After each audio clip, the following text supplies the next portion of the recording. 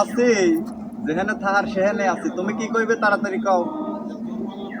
তোমার না যে আসার কথা ছিল, কালকে যে জায়গায় মিট করছিলা। আমি তো আসবোই তোমাকে একটা সারপ্রাইজ দেওয়ার জন্য। টেনশন নিও না, একটু দাঁড়া থাকো। আচ্ছা ঠিক আছে, আসো।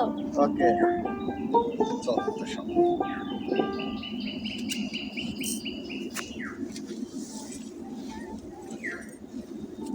তাড়াতাড়ি হাঁটো, তুমিও না। এটা কে? এই যে। তোমার আমার সাথে না খুব মেয়েটা গরম কে? লাগতেছে এখানে।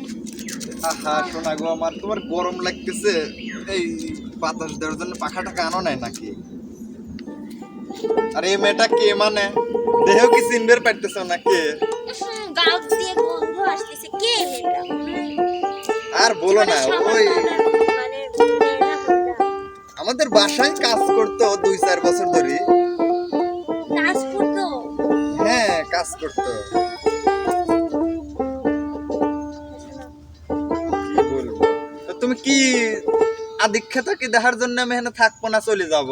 তুমি আমার এই সারপ্রাইজ দিতে আনছো? হ্যাঁ দিবির আসলাম।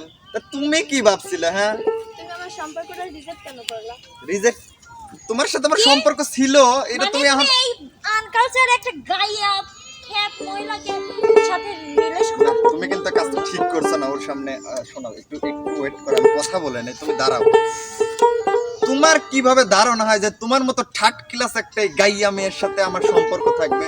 কি আছে তোমার? হ্যাঁ, না আছে টাকা, না আছে পয়সা, আমাকে ঠিক মতো রাখতে পারবা? এর সাথে তুমি এত তুমি এটাই বুঝাইলা যে আমার টাকা নাই, গরিব বলে মানে তুমি আমার অবহেলা করছো। আশা করি তুমি বুঝবির পারছো। চলো তো। ওর বাপের অনেক টাকা আছে। হ্যাঁ, ওই সামনের মাসে হুন্ডা কিনে দিবি 5 লাখ টাকা।